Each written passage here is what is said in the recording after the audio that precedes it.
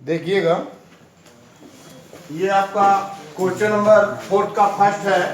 कह रहा है एक छात्रावास के मासिक व्यय का एक भाग नियत है तथा शेष इस पर निर्भर करता है कि छात्र ने कितने दिन भोजन लिया है। जब एक विद्यार्थी ए को 20 दिन जो भोजन करता है, 20 दिन के लिए उसे छात्रावास को 1000 रुपया अदा करना पड़ता है। और एक दूसरा विद्यार्थी है बी है जो 26 दिन तक भोजन करता है और 26 दिन का व्यय उसे छात्रावास को 1180 रुपये अदा करने पड़ते हैं। तो कह रहा है कि आप नियत व्यय और प्रतिदिन भोजन के लिए उसका मूल्य आपको ज्ञात करना है। तो देखिएगा, जब आप हल करेंगे तो ये चीज दिमाग में रखिएगा कि इसमें देखिएगा 2 पॉइंट्स ऐसे हैं जो अननोन है, जिनके बारे में आपको ज्ञात करना है।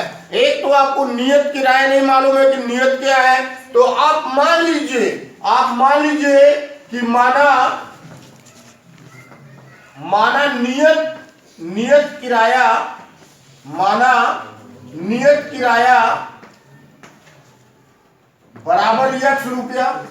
अब जब नियत x हो गया, अब प्रतिदिन का भोजन का खर्च आपको नहीं मालूम है, तो आप दूसरा चीज ये मान लीजिए और प्रतिदिन के भोजन का मूल्य, तो प्रतिदिन के भोजन का मूल्य आप y रुपया मान लीजिए। अब देखिएगा, कह रहा है कि एक विद्यार्थी ए है जो 20 दिन भोजन करता है, तो एक नियत किराया तो आपका x हो गया और एक दिन के भोजन का y रुपया हो गया, तो 20 दिन का कितना होगा 20y। तो आप लिखिएगा प्रथम शर्त के अनुसार। तो प्रथम शर्त के अनुसार देखिएगा क्या हो रहा है, ये x धन 20y बराबर 1000 रुपया आपका हो रहा है। इसको आप समीकरण 1 बना लीजिए। और दूसरे शर्त के अनुसार करें 26 दिन का भोजन, तो द्वितीय शर्त के अनुसार देखिएगा, लिखेंगे द्वितीय शर्त के अनुसार क्या कह रहा है, तो ये x धन 26 दिन का भोजन ले रहा है, तो 26y होगा और बराबर 1180 रुपया हो रहा है। इसको हम समीकरण 2 बना लेंगे। अब देखिएगा हम करते क्या है, समीकरण 1 से 2 को घटाने पर हम घटा देते हैं। देखिएगा, घटाने पर तो समीकरण 1 आपका x धन 20y बराबर 1000 है और समीकरण 2 आपका x धन 26y बराबर 1180 है। जब इसको हम घटाएंगे तो देखिएगा इनका चिन्ह परिवर्तित हो जाएगा, ये प्लस और माइनस हो जाएगा, ये प्लस और माइनस है, ये प्लस है, ये भी माइनस हो जाएगा। इस प्रकार देखिएगा x आपका प्लस माइनस क्या होगा, कट जाएगा। ये देखिएगा, ये आपका 26y है, तो 26 में से 20 घटेगा तो -6y आएगा और यहाँ ये 118, ये देखिएगा 180 आपका यहाँ बचेगा, ये भी माइनस में आएगा 180। दोनों तरफ से आप माइनस को काट दीजिए, खत्म कर दीजिए, समझ रहे। तो आपका यहाँ से y का मान आप प्राप्त कर सकते हैं, y बराबर 180/6 यानी y बराबर 30। तो y बराबर 30 रुपया हो गया। और ये y है क्या आपका y है एक दिन के भोजन का खर्च, एक दिन के भोजन का मूल्य। अब देखिएगा, जब y का मान आपको प्राप्त हो गया तो आप y का मान चाहे समीकरण 1 में रख दीजिए चाहे समीकरण 2 में रख दीजिए और इस प्रकार से आप x का मान प्राप्त कर सकते हैं। आप लिखेंगे y का मान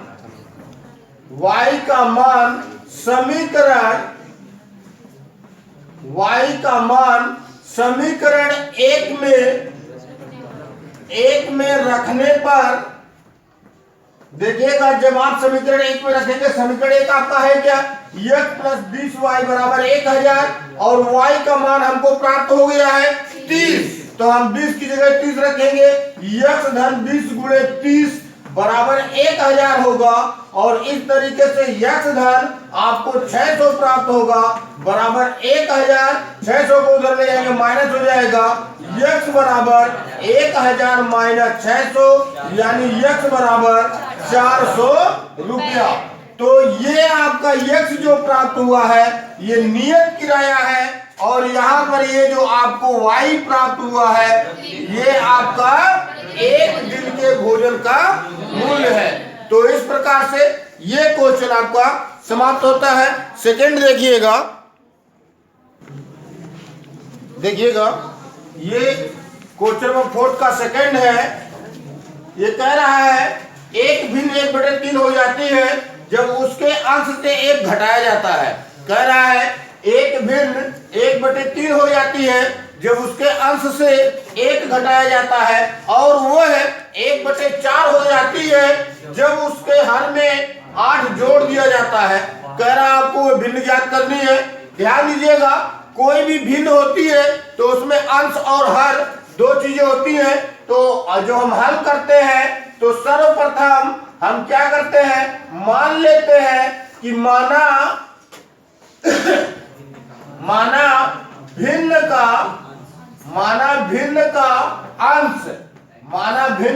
अंश बराबर x और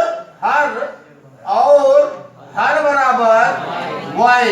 तब भिन्न जो होगा, भिन्न क्या होगा, भिन्न बराबर x बटे y।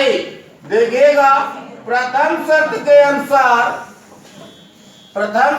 अनुसार कह रहा है यदि भिन्न के अंश से 1 घटाया जाए। कह रहा है यदि भिन्न के अंश से 1 घटाया जाए तो ध्यान दीजिएगा ये x माइनस 1/y करने पर यह 1/3 हो जाता है। क्या हो जाता है? अब यहाँ पर देखिएगा हम क्रॉस गुणा करवा देते हैं। गुणा करवाएंगे तो ये 3x minus 3 equal to y हो जाएगा। y को उधर ले आएंगे 3x minus y equal to ये 3 उधर जाएगा तो ये +3 हो जाएगा और ये आपका समीकरण 1 बन जाएगा। अब देखिएगा द्वितीय शर्त के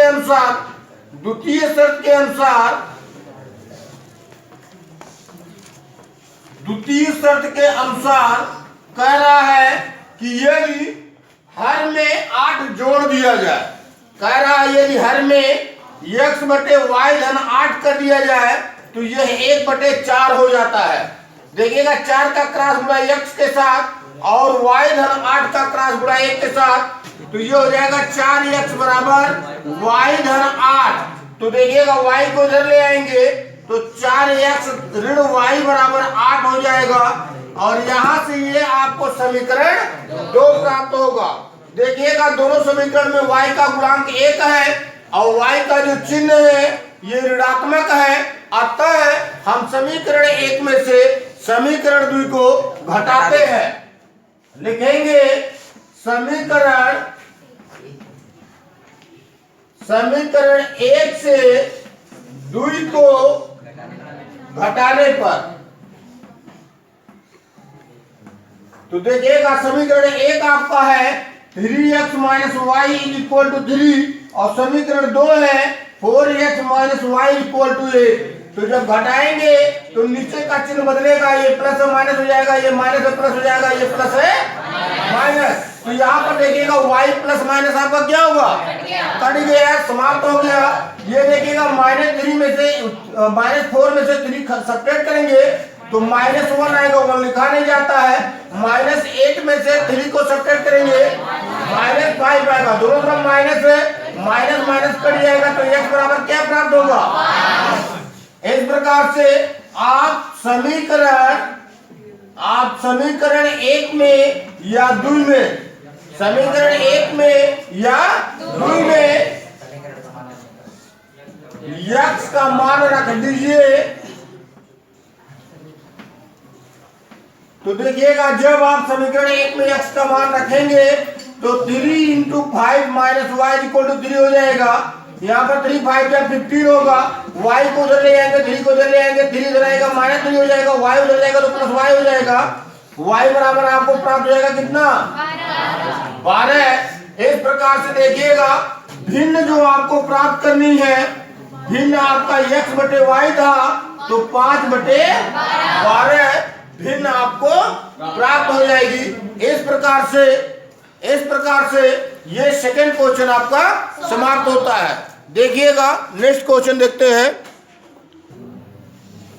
देखिएगा ये क्वेश्चन नंबर 3 है और ये कह रहा है कि यश ने एक टेस्ट में 40 अंक अर्जित किए। यश एक लड़के का नाम है और कहा जा रहा है कि यश एक टेस्ट में 40 अंक अर्जित करता है जब उसे प्रत्येक सही उत्तर पर 3 अंक मिले तथा अशुद्ध उत्तर पर 1 अंक की कटौती की गई। मैंने जितना उसने सही प्रश्न किया उन सही प्रश्नों पर प्रत्येक प्रश्न पर उसे 3 अंक प्राप्त हुए और जितना प्रश्न उसने गलत किया उस प्रत्येक प्रश्न पर 1 अंक की कटौती की गई, सही में से 1 अंक माइनस किया गया। कह रहा है यदि उसे सही उत्तर पर 4 अंक मिलते, कह रहा है यदि उसे सही उत्तर पर 4 अंक मिलते तथा अशुद्ध उत्तर पर 2 अंक कटते तो यश 50 अंक अर्जित करता। तो कह रहा है कि टेस्ट में कुल कितने प्रश्न थे ये आपको ज्ञात करना है। तो सबसे पहले ये आप दिमाग में रखिए कि यश ने कितना सही किया और कितना गलत किया। तो हम मान लेते हैं, जब हम हल करते हैं तो देखिएगा हम मान लेते हैं कि माना यश के द्वारा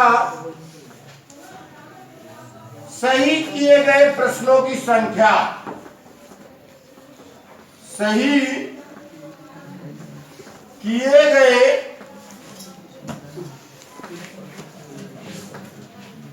प्रश्नों की संख्या बराबर यश। तो हम मान लिए कि यश ने यश प्रश्न सही किया था और गलत प्रश्नों की संख्या, गलत किए गए प्रश्नों की संख्या y। तो प्रथम शर्त के अनुसार देखिएगा,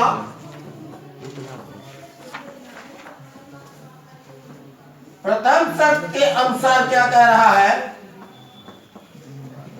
कह रहा है कि उसे प्रत्येक सही पर 3 अंक मिले हैं। तो यक्ष प्रश्न सही किया तो कुल कितने अंक हो गए 3 अंक। तो ये हो गए 3 अंक उसे सही प्रश्न पर मिल गया और प्रत्येक अशुद्ध प्रश्न पर 1 अंक कट रहा है। तो अशुद्ध प्रश्नों की संख्या कितनी है y। समझ रहे हैं।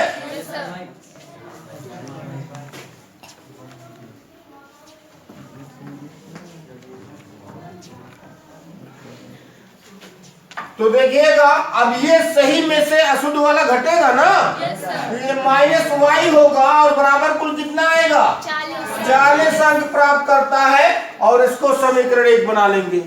अब इसके बाद देखिएगा द्वितीय शर्त के अनुसार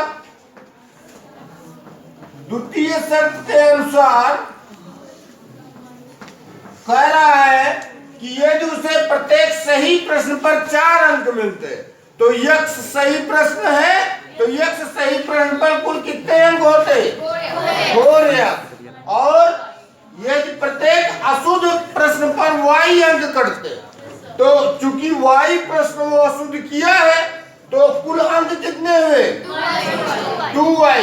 सही वाले में से ये माइनस होगा और कह रहा उसे मिलते 50 अंक। कितने मिलते 50। अब एक चीज देखिएगा, इसको समीकरण 2 बना लिए है या अब इसमें देखिएगा सभी पदों में 2 कॉमन है तो हम 2 से सब में भाग दे देते हैं। ये 2x - y बराबर 25 हो जाएगा और इसको समीकरण 2 बना लेंगे। अब यहाँ पर भी देखिएगा y का गुणांक -1 है, यहाँ पर भी y का गुणांक -1 है, अतः हम दोनों समीकरणों को घटा देते हैं। ठीक है, तो लिखेंगे समीकरण 1 में से 2 को घटाने पर, तो देखिएगा समीकरण एक आपका है 3x माइनस वाई बराबर 40 और समीकरण 2 है 2x माइनस वाई बराबर 25। जब घटाएंगे तो सबका चिन्ह बदल जाएगा, जो प्लस है वो माइनस हो जाएगा, जो माइनस है वो प्लस हो जाएगा। और इस प्रकार से देखिएगा y का पोर्शन समाप्त हो जाएगा। 3 में से 2 घटाएंगे तो सिर्फ 1 बचेगा, 1 लिखा नहीं जाता है, x लिखेंगे। और 40 में से 25 घटाएंगे तो 15 आएगा। और इस प्रकार से आपको प्राप्त होता है कि यश ने कुल कितने प्रश्न सही किए? 15 प्रश्न सही किए।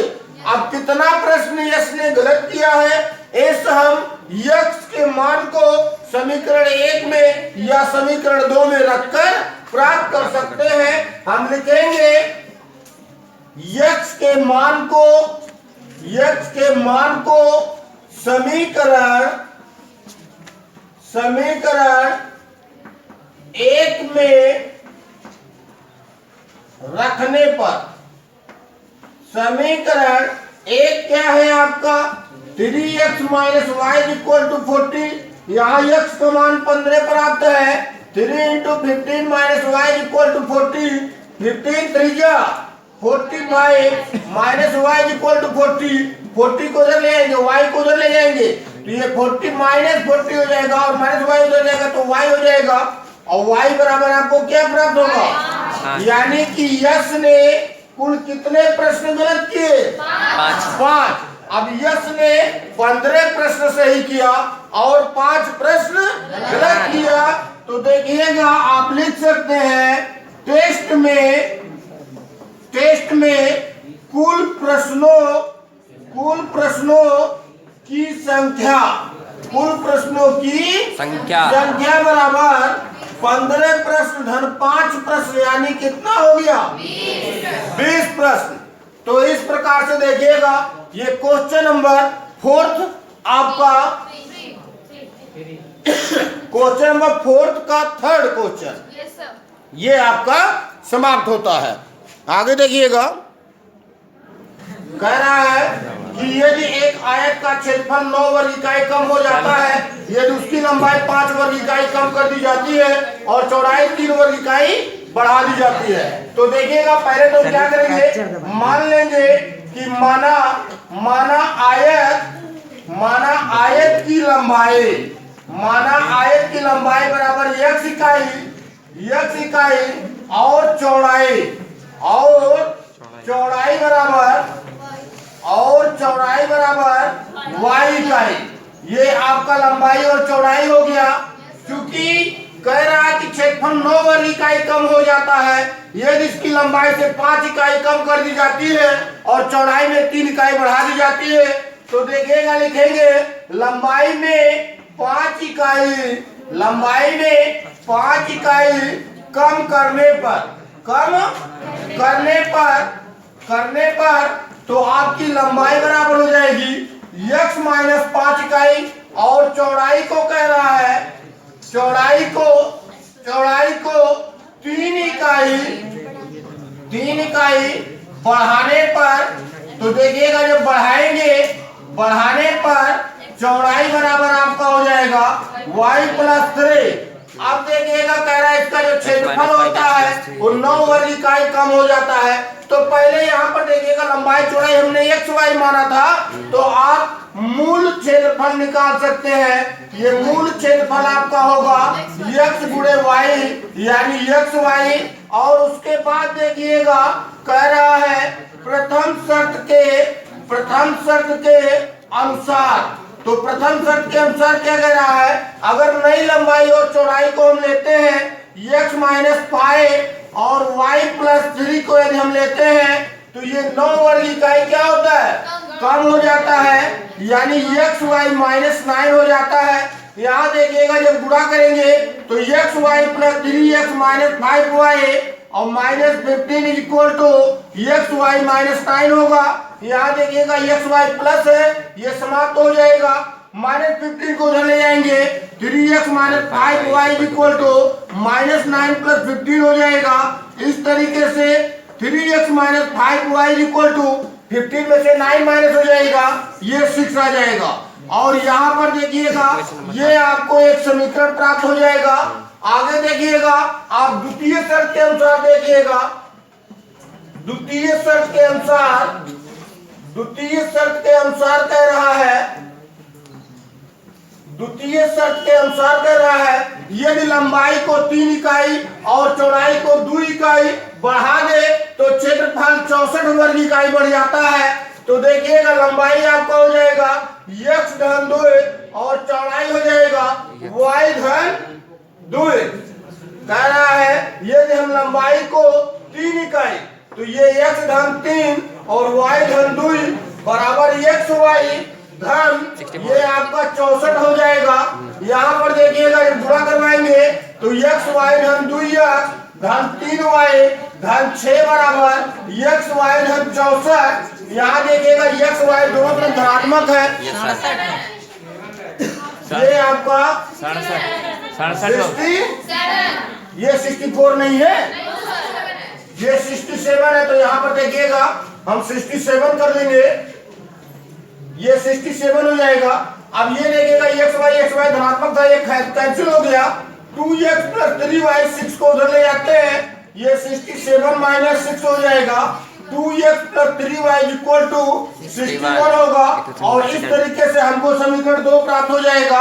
अब देखिएगा समीकरण 1 में 2 का और समीकरण 2 में 3 का गुणा करवाने पर लिखेंगे समीकरण 1 में 2 से और 2 में 3 से गुणा करने पर देखिएगा, गुणा करने पर जब गुणा करेंगे समीकरण 1 में 2 से तो ये 3 दूनी 6 हो जाएगा। 6x माइनस 5 दूनी 10y बराबर 6 दूनी 12। और समीकरण 2 में 3 का गुणा करने पर 6x माइनस 3 6 18y बराबर ये 3 करने 3 6 18 होगा। अब देखिएगा घटा देते हैं, क्या करेंगे घटाने पर तो देखिएगा जब घटाएंगे सबका चिन्ह बदल जाएगा, माइनस होगा प्लस होगा माइनस होगा, x वाला पोर्शन समाप्त हो जाएगा। 18 में से 10 घटाएंगे तो 8y होगा। यहाँ पर देखिएगा 183 में से 12 घटाएंगे तो 171 आएगा। कितना आएगा 171। यहाँ से y का मान आप प्राप्त कर सकते हैं माइनस 171। तो यहाँ पर देखिएगा x का अगर आप मान प्राप्त y का मान प्राप्त करते हैं तो ये किसमें प्राप्त हो रहा है, भिन्न में। किसमें प्राप्त हो रहा है,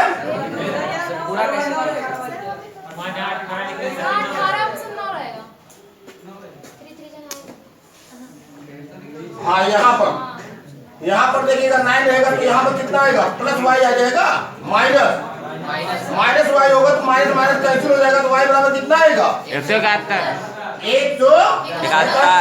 अब y का मान समीकरण 1 में रख लीजिए या समीकरण 2 में रख लीजिए और यहाँ से हल करके आपको x का मान प्राप्त हो जाएगा। और इस प्रकार से आपको आयत की लंबाई और चौड़ाई प्राप्त हो जाएगी।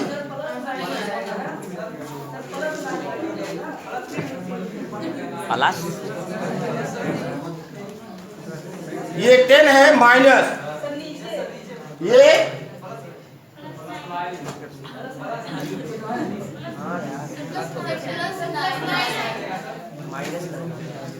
ये प्लस रहेगा तो इसका माइनस होगा, तब तो ये 19 होगा।